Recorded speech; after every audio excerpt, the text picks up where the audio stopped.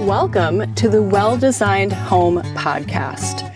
I'm your host, Melissa Brunk, Principal Interior Designer at Timeless Designs by Melissa. We are a premier, full-service interior design studio serving Sioux Falls, South Dakota, the Iowa Great Lakes, and Rochester, Minnesota. Our mission is to create enduring, bespoke homes that celebrate a life well lived. With over 20 years of industry experience, we craft personal havens where every detail reflects the essence of your family, evoking feelings of joy, belonging, and pure delight. Join us as we transform the building and remodeling industry, one home at a time, because there's no place like your home.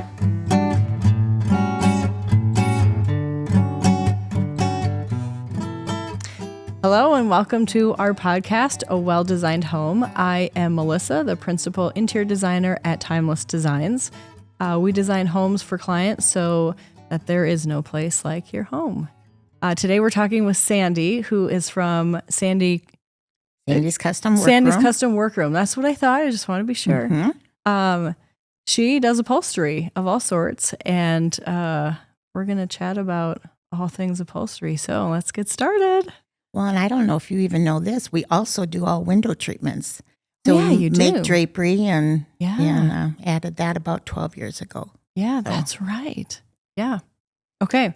So first question, who are you and what's your story? Okay. Well, Sandy Muley is my name. I am from Wisconsin, and that's where it started. After graduation, I went to design school. Mm-hmm. And part of the design class was doing an upholstery project. And after going through the class, I thought, how am I going to work with designers? Because I am a very hands-on person. I'm going to want to do this, and I'm going to want to make the pillows, and I'm going to want to. So I ended up not really, at that time, going into the design field. I went to work for an all-German family in Milwaukee and worked for them for 10 years. Primarily sewing and stuffing cushions and helping the guys pull buttons through.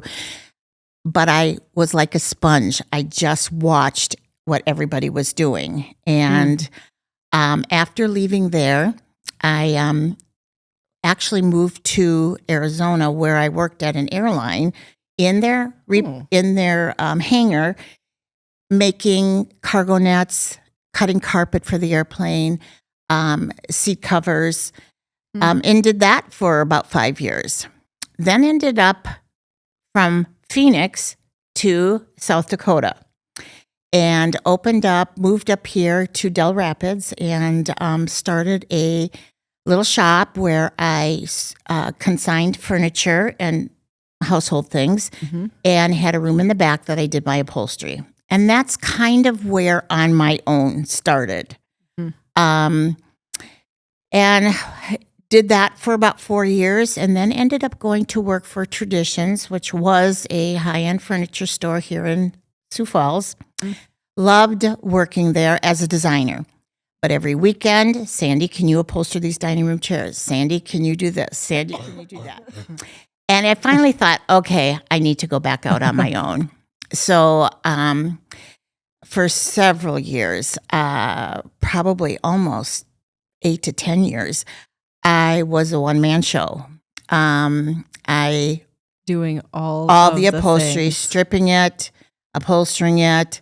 And it got to the point I made a change in where I lived. At first, I started out in my basement and then moved out to an acreage just north of town. And ended up working out of a 2-car garage. That was my shop. But it got so busy, and so I was moving drapery, and I had started doing drapery also. I was moving stuff from one table so I could use my sewing machine, and then moving it back onto a table so I could do something else. And I thought, this is ridiculous. Both garage stalls was your workroom? Yeah, it was a 2-car garage, and it was a freestanding 2-car aside from our house. And yeah, so I used the whole thing, but and it was just me. But it was like, okay, I'm way too busy. And at that time, because I was out of town, I felt like I had to pick up and deliver and brought things into Traditions a lot. And then half my day was wasted. And Right. so I ended up calling someone from that I had known from Traditions that had moved back to Colorado and said, please come work with me. I have so much work, I can't keep up. And I rented, that's when I moved into town and got a commercial spot in 2011 and had this business partner for almost 2 years. And then we parted ways. And again, I was on my own, now in a big commercial spot, which was 50 by 50. So it was sizable. And I hired a gal every once in a while to do drapery while I was doing upholstery. Mm-hmm. And about 6 years ago, I heard of a guy that had worked in a furniture warehouse and doing repairs on furniture. So if a furniture came in damaged, they'd send him a cut and sewn arm, and then he would sew 'em. So he worked there full time, 4 10-hour days, and came and apprenticed with me every Friday. And we would literally, okay, I pull it. Okay, this is where it's got to be. We worked on a piece together for almost 3 years. Yeah. And so then he ended up coming to work for me full time. I mean, that was the goal. Yeah. And so he's been with me for at least 3 years now. And about 2 years ago, another gal that came from that same furniture company, just by chance, had been working in their drapery department, and she came over and asked if we were looking for anybody. And so she now is in charge of the drapery area and fills in for me a lot when I'm gone. Now I'm getting ready to kind of semi-retire. That's so exciting.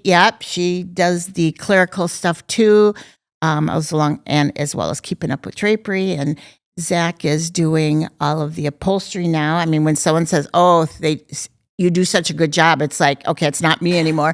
it's Zach. And then this last year, we hired 2 gentlemen that both as outside contractors, but one I pay by the job and one I pay a salary, but he's not an employee, I guess. I had given Courtney and Zach both 10% of the business, so they're my partners now. I wanted them to have an interest in the company also. And so now we keep up. I mean, we were getting 8 months out with our upholstery until probably 6, 8 months, 9 months ago, when I started bringing on these other guys that helped us keep up. And the one has a furniture, not furniture, I'm sorry, an automotive upholstery shop in Mexico. So I didn't have to teach him anything. He just jumped right in. Knows and the ropes. Yeah. So that helped us get caught up. So that's basically, now I'm looking at kind of semi-retiring, and I go for a week to 10 days at a time, and they carry on. And that was my goal. It took me a long time to find the right people. Right. But I thought, I moved to South Dakota in 94. And I did not want to sell off my business in the parking lot. So I thought, there's not enough people doing this. And I wanted, and the ones that were doing it, that were in this area, 3 retired last year in 2022. So yeah, it's not something that's taught. I mean, sewing isn't even taught in schools anymore. Well, and for Zach to apprentice for 3 years, there's not a lot of people that are willing to put that time in to apprentice to, because you're probably not going to, even in 3 years, see all of the things come through the shop. But he has a really good understanding of all of the different applications and the different things that if something odd comes in, he'd be able to figure it out. Between the two of us, I mean, we collaborate a lot. Yeah. And actually, I always say you're never in it too long, that you're not always learning something from whoever I have gotten to work. I'm always learning something from them, a shortcut how to do something. And Giovanni has been a good asset to us because he approaches things more from an automotive standpoint. And so he shows us a different way to do things. And so he was just this last week teaching Zach a different way to hand tie springs. So, we're always learning more. And well, everybody should be learning at least one thing every day. Yeah. It's been fun, and now we just are growing very quickly, and kind of spreading out what we do, and our. Courtney set up a beautiful website for us. So I think the word. We hear all the time, "I never knew you were here," and I think, my gosh, I've been here for 30 years. Have you always been in the same location? No, just since 2011 when I got the commercial space. Yep, but that commercial space has always been, it's that one. Yep, just the one spot. And I love it because it's so accessible for everybody. It's a great spot. And easy, and easy to tell people directions on how to get there. Yeah. So, yeah. Okay, so what exciting things are you working on? Well, we have done a couple commercial jobs, as you know, and we are branching out into, we have started doing some furniture, more commercial, for Avera and for Touchmark and for, what's the one on? I should know this. Another retirement center. And if I think of it, I should say their name. So we're getting kind of repetition things also, which has been awesome for Carlos, who we have just, and he's learning. So it's things that he can tackle now by himself. We have been, we have been asked to be on a national TV show. That's exciting. Which I am sworn to secrecy, so I cannot say who it is yet. But we'll be airing on TV. We're hoping sometime in January or February. Nice. And so you'll be doing upholstery rework? It's an upholstery job. Yep. It's a design show. So they are asked us to do an upholstery project. And now that we've done that with them, they want to come back and film again with us on another project and another project. That's and exciting. So that has been very exciting for us. Exciting. Okay. What is your biggest goal right now? My personally is to transition from owner operator to retired operator.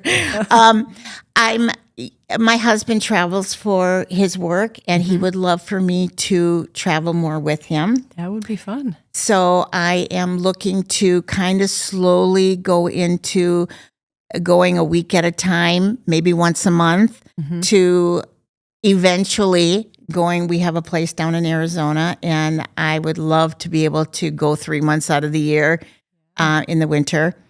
Obviously.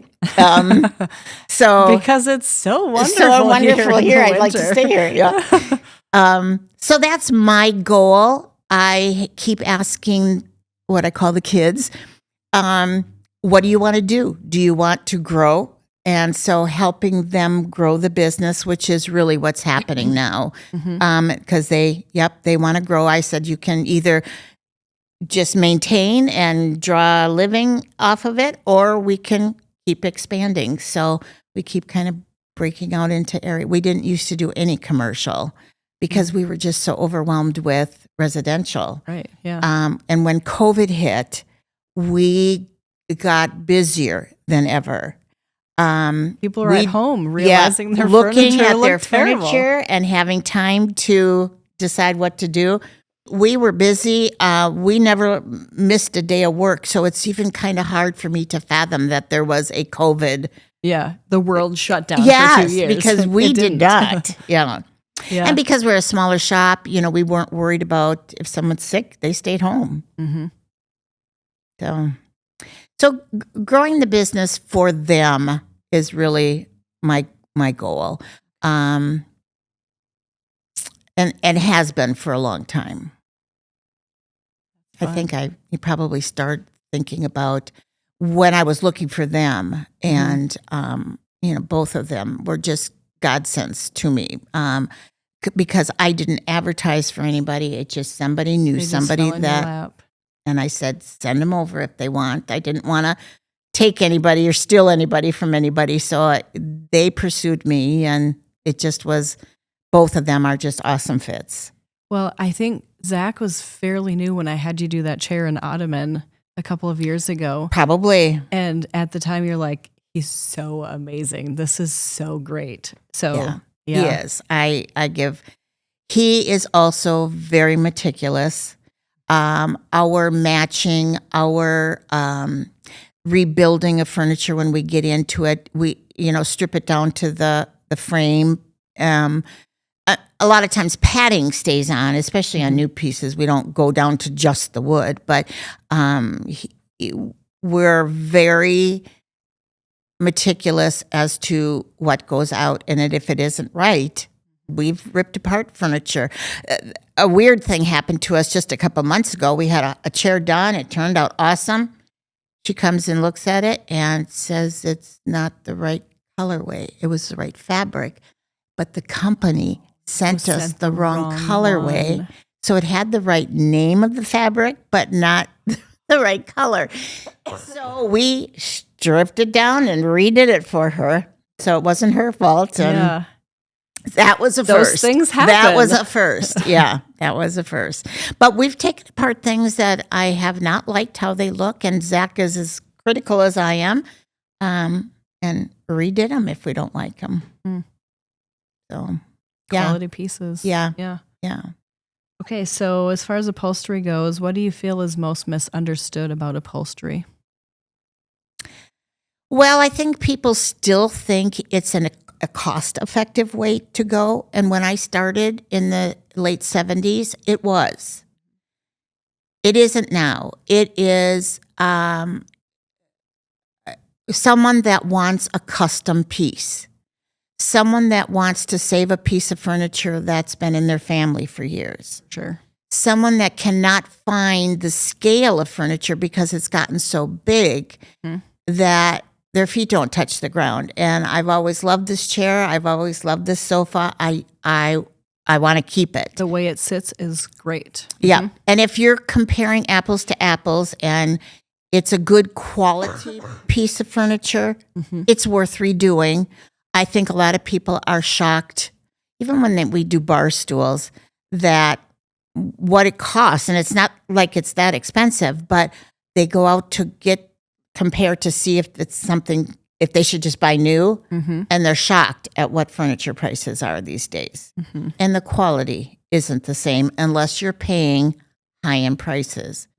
So I think when I came to South Dakota, I was extremely reasonable in price, and I think I catered more to the people that were looking for more of an economical way to go. Now I realize our talent, when I left Traditions and all the designers there went independent, that was everything that I've done along the way has led me to where I am now, because working there got me in contact with high-end designers and high-end clients. So it was a good step, a necessary step along my way. I forgot what the original question even was. How your upholstery is misunderstood. Well, okay. So it's someone that wants something custom done. It's someone coming to us because we will build ottomans and headboards from scratch, or the designers come to us. This is one of my favorite things to do, is they come to us with an idea and we figure out how to make it work. I love that. And that's my goal. I mean, that's really what I like to do. I have upholstery forums online and they're always bashing the designers, and they don't like working with the designers. Oh. And to me, that is what I love to do, because the creative process. they're creating something.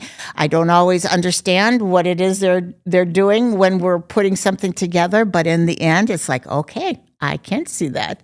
I enjoy the designers.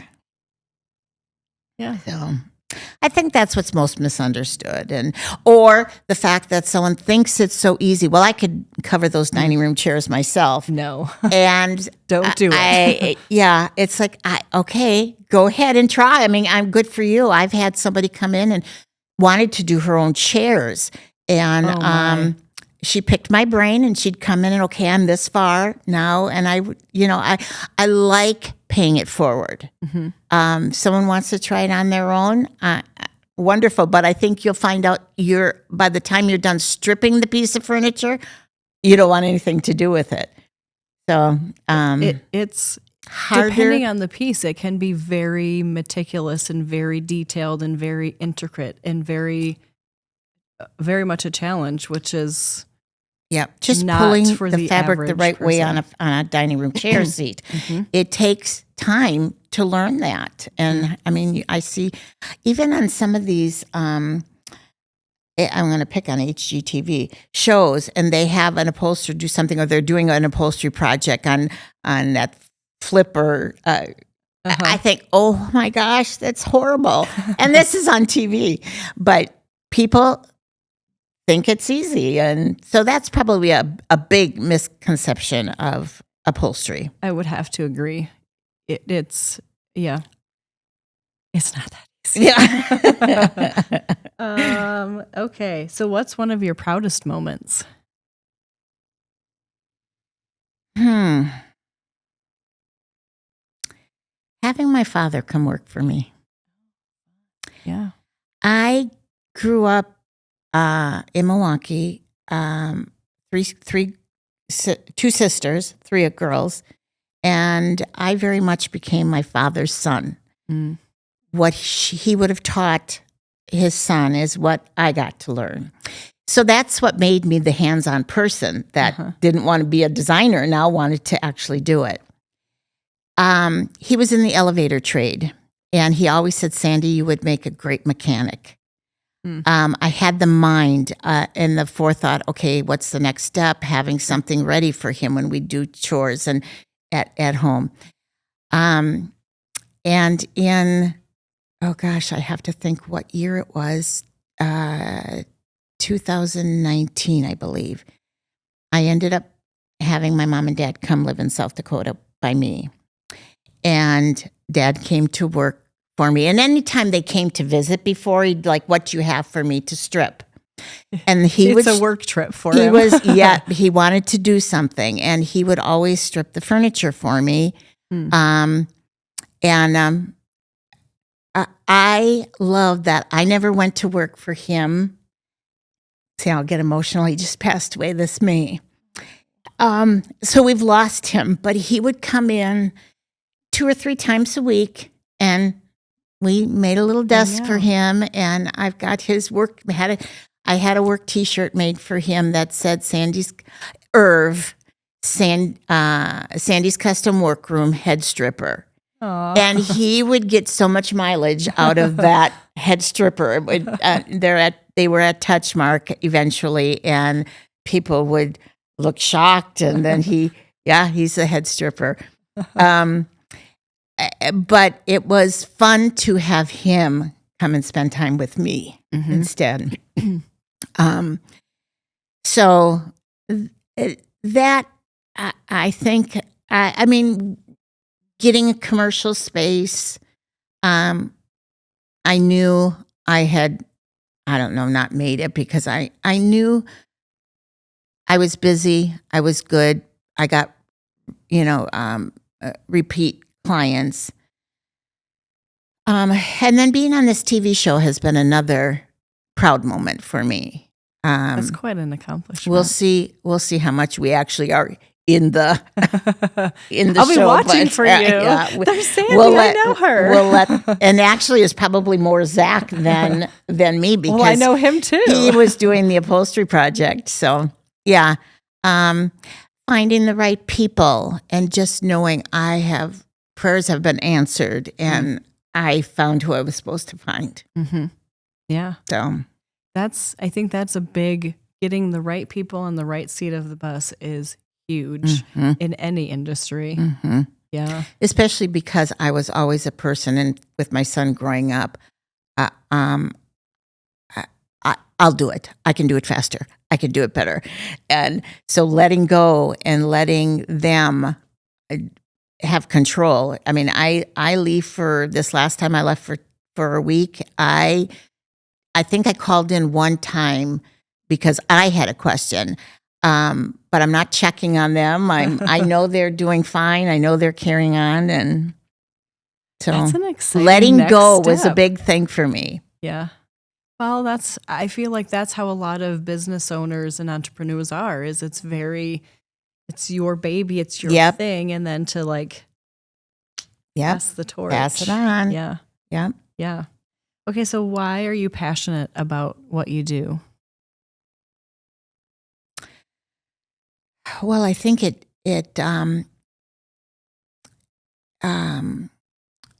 solves several things in me. The need to recreate something, to save something.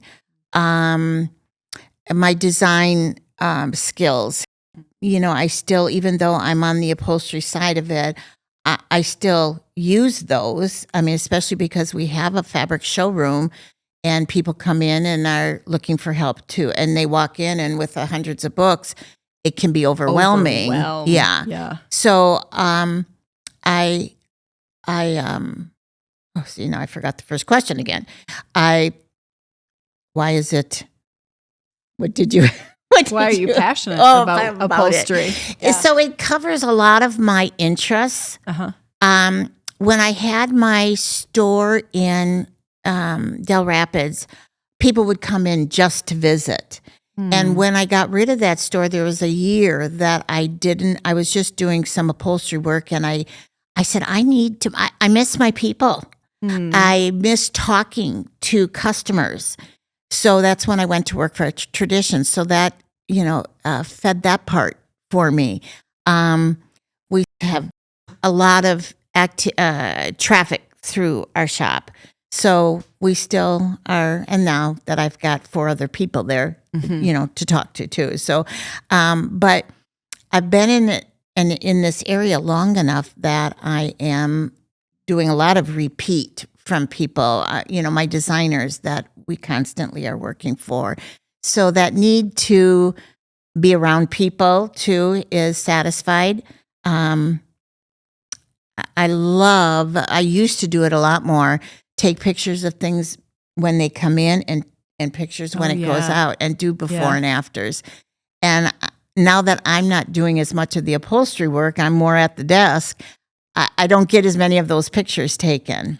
Do you miss doing the upholstery part? No, because in fact, I'm going to be doing carpal tunnel. I've got carpal tunnel surgery, hopefully in the next week. No, and I am so confident in Zach that I love him doing it. I mean, there are projects that we've worked on together, or that I'm cutting and sewing it for him. A lot of the time, I'm cutting and sewing it for him, or he's cutting it, I'm sewing it, and he's upholstering it. I still have my hand in it. Sure.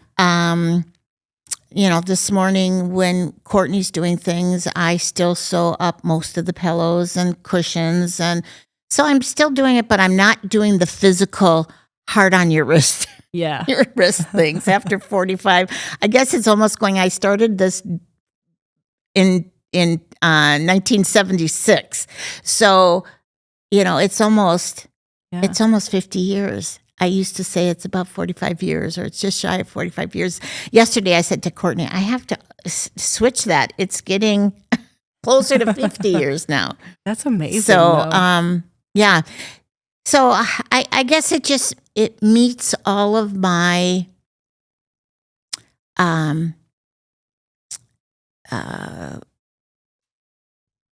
talents Mm-hmm. that I have in a lot of different areas. That. I think it just covers a lot of the bases and it's still, design was my main passion. Mm-hmm. I just took it in a little different direction. There's so many different avenues to design that it's not just this one thing. There's so many aspects of it. Sure. In fact, one of our designers is now kind of shifting and going to only do windows. People that like to go from construction forward, and we get on some of that. Yeah, Yep. we get on some of that, just, trying to figure out where we need to fit in there. And we get a lot of heirlooms coming down that they just want to save a piece of furniture. I bet you see some beautiful pieces. Very old things that we think there is no way we should be redoing this because they need re-gluing. They need, building. We just tore apart an old chair this week that actually had coiled hand-tied springs, and someone redid it along the way and took those S springs and ran them. Normally they go from front to back. Ran them this way on top of the coil space. We had never seen anything like that in almost 50 years. Right. So we had to take it all the way down to the webbing on the bottom and just start over, because I've ripped apart a piece of furniture that had 5 layers of fabric on it. It just got Bigger on and top fuller of it? and fluffier and bigger, and yeah. What and kind I of was seat amazed. cushion is that? 5 layers. Of Yeah, 5 fabric. layers thick. It was amazing that it looked as good as it did. But I took off 1 layer, and at that time I was stripping it. I was probably during a time that I was on my own. I'd strip it. Oh my gosh, another layer. Oh my gosh, another layer. I have a picture of all these layers kind of folded back that I posted on Facebook of all the different layers in there. So, yep, someone would get it and just cover over it. I guess it's just like flooring. Just put down a new layer of floor. Usually it doesn't look as good as like I said, I was surprised that it looked even as good as it is with all those layers on it, because you start losing the shape. Was it an upholstered chair? No, yeah. It was kind of an oversized wing chair. And maybe it was really? oversized when it came in and it was streamlined when it left. But it was a wing chair that. Wow. Yeah. Crazy.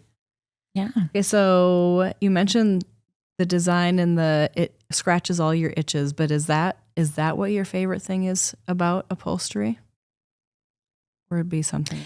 Well, I think I love that a piece of furniture can change its look with what fabric we have on it. We have taken big 80s round arm chairs and taken off all that big heavy padding and made it more into a tailored barrel chair.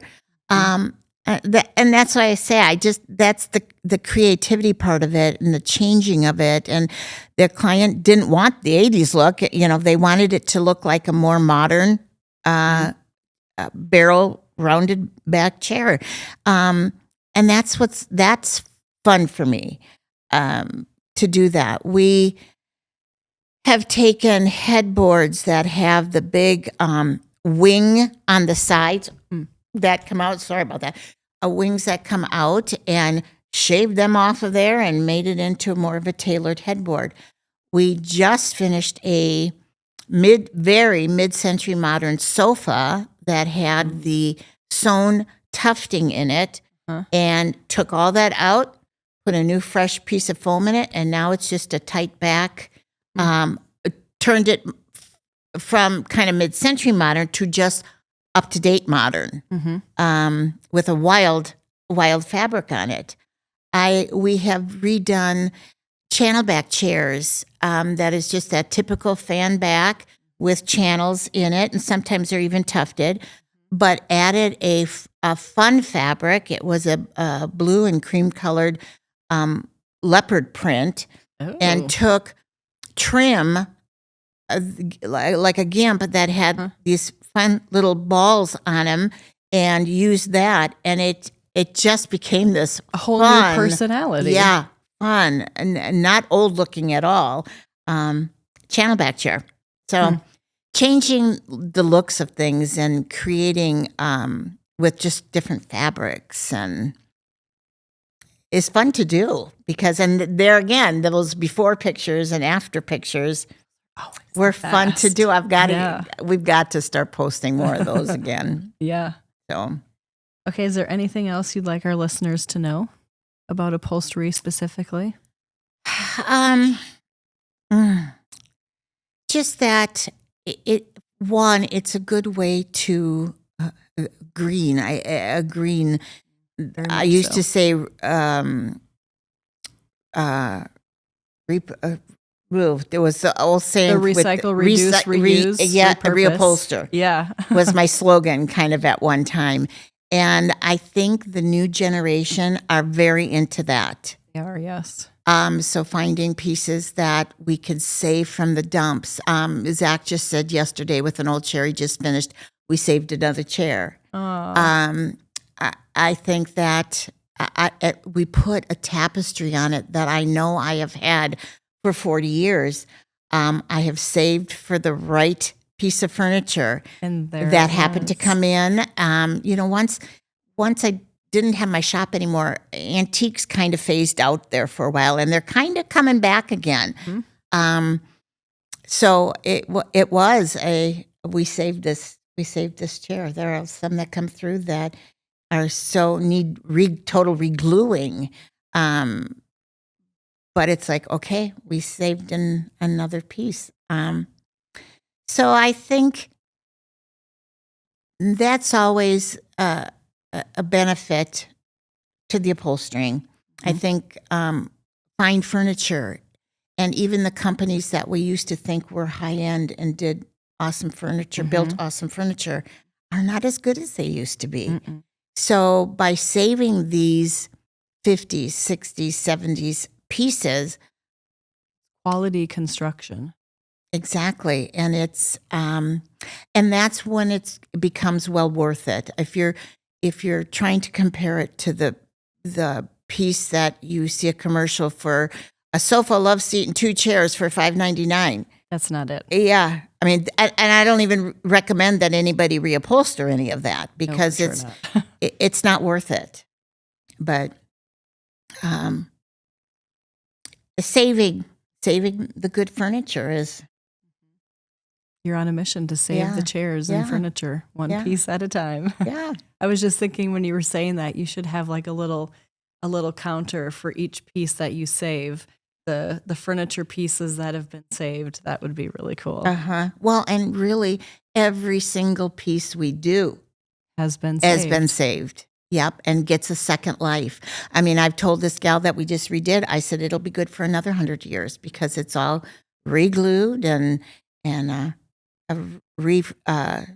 tied the springs, and we're not doing it with horsehair and straw anymore. No, but there are some pieces that lays such a great foundation that we still use cotton. So we will just put that back in and freshen it up with cotton, but or thin layer of foam. But really, every piece we're saving. Because it's getting a new life again. How often do you upholster the same piece a couple of times? I have done one piece 3 times. That's probably the most. I always say when we're done upholstering, I don't ever want to have to strip this piece. But many things have come back twice over the course of years. Yep. Yes. I mean, and we even get brand new furniture in. The designers will have it shipped either with just like a muslin upholster to it, or the least expensive fabric that there's an option for. And we have taken apart lots of brand new furniture and then customized it. Hmm. But a lot of the companies that either don't have a large selection of fabrics or what someone's really looking for, so they will get it And do it that way. in the door as cheap as we can, and then they find the Then you COM, do your the thing. the fabric. And Okay. Okay, so what's one piece of advice you can share with everyone listening? have somebody professionally do it. And that's not because even fabric nowadays is expensive. And if you're going to spend the money to redo, have somebody that does a quality job redo it. Cheaper isn't always better.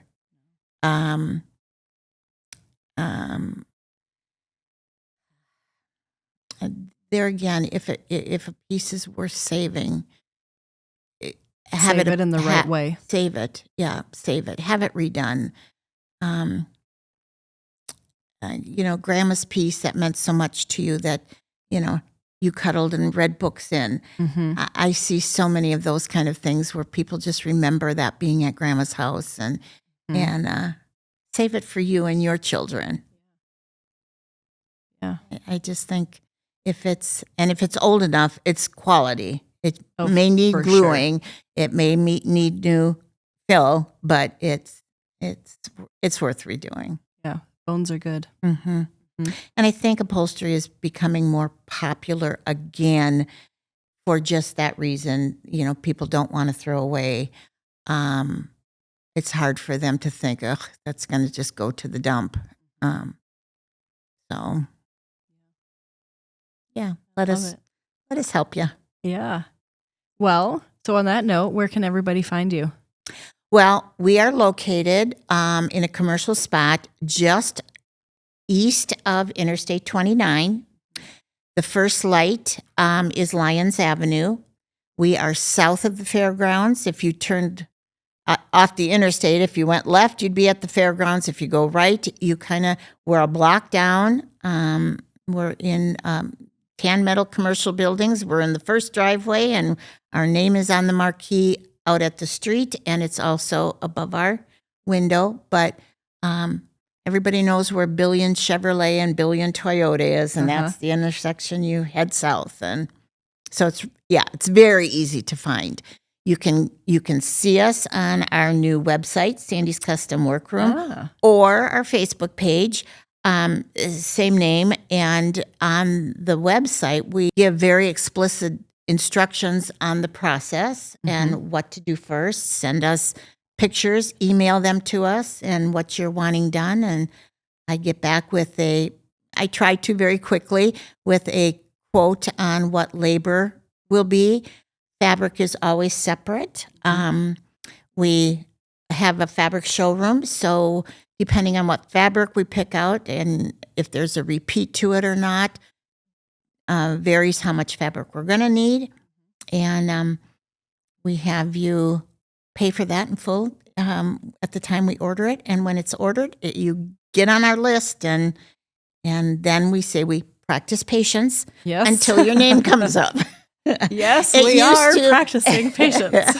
It used to be a whole lot longer than it is now. When you said it, what was it, 3 or 4 or 5 weeks? I thought, wow. Yeah. Just a few months ago was 8 months. It was 8 months, yeah. And then it was I was hesitant to say 6 months, and Courtney she keeps us scheduled and when to call people to get things in. And now it's oh my gosh, we just picked out fabric a couple of weeks ago, and we're already asking them to get it in. So it's getting to be more of an 8-week turnaround, I would say. That's awesome. Yeah. Yeah. But yeah.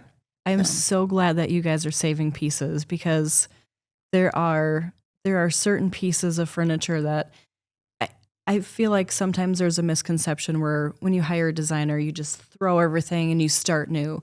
But that is not the case at all. And like you said, if there is an heirloom piece where you have these memories and it sits well and it fits your home and it fits you, then You keep it. don't have to throw it. And designers are getting better at that. Mm-hmm. They make their money by ordering new pieces of furniture, but I'm like they choose their fabric, so they are making money on the fabric, and I'm okay with designers marking up our charge because they're putting in the time to know what they need as far as fabric and the consultation part of it.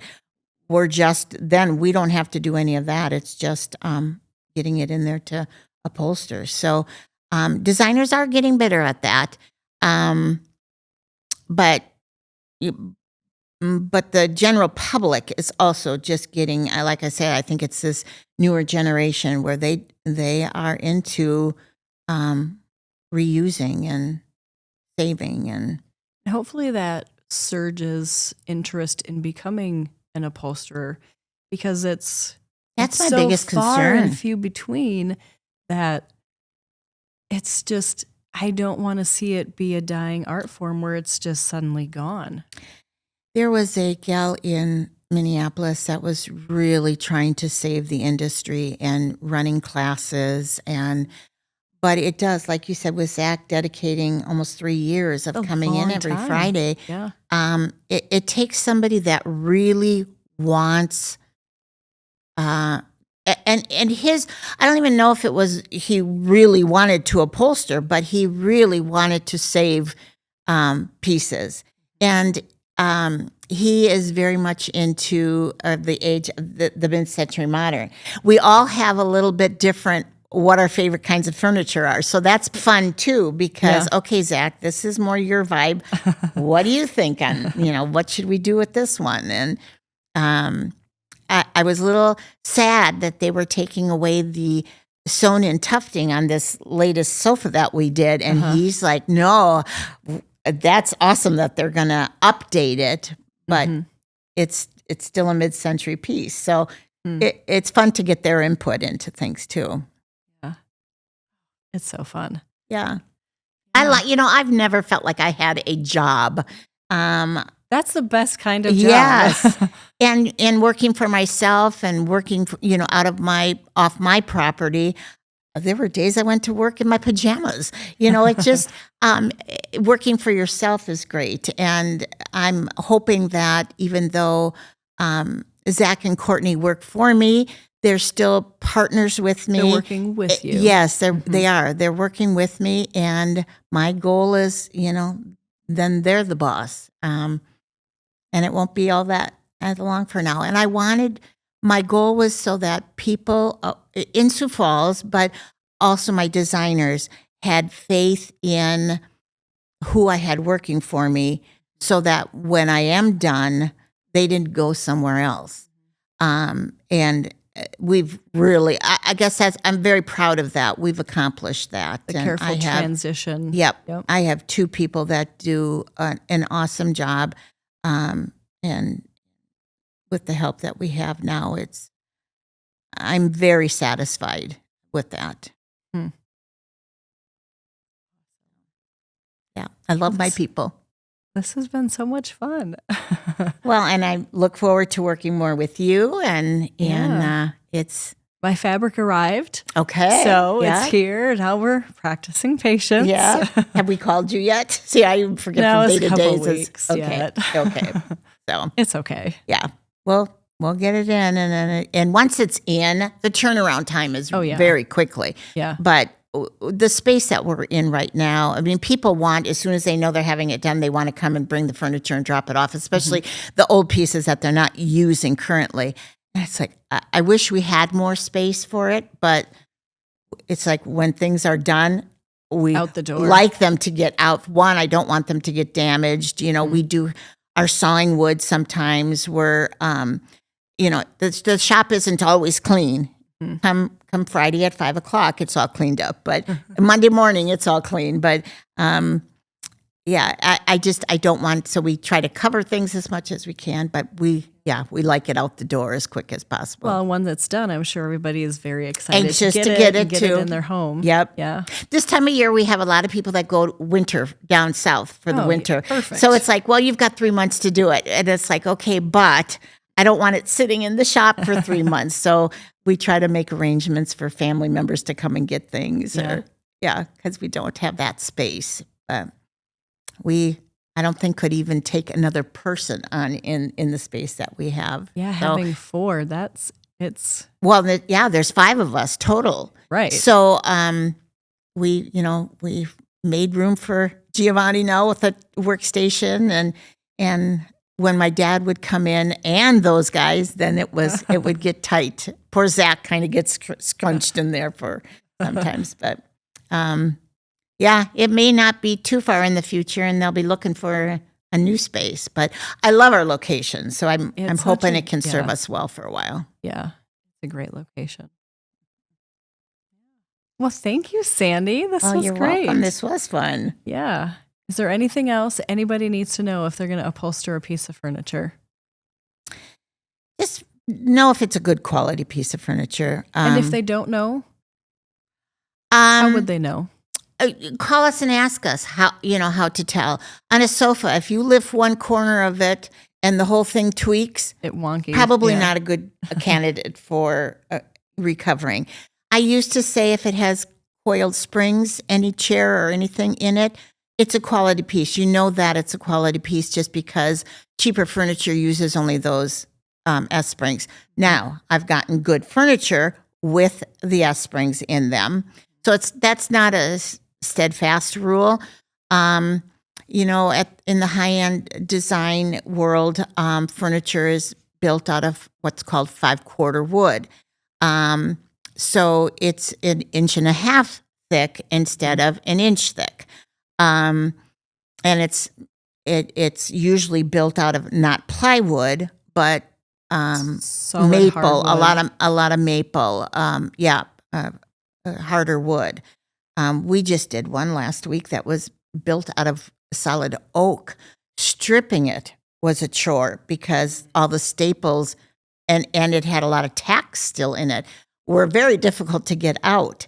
Yeah. So make sure it's a quality piece of furniture. I think if it was built before the 80s, you can probably be sure that it was well built. And then after that, it kind of got to low-end furniture, high-end furniture. But you can look under your cushion. If you see the impression of an S-spring, lift one corner of it. Otherwise, you can actually see, that it has coiled springs in it through the platform. Yeah. Otherwise, call us. We'll help you figure it out. Perfect. All right. Well, thank you. Well, thank you. Yeah. This has been awesome. Thank you for tuning into a Well-Designed Home podcast.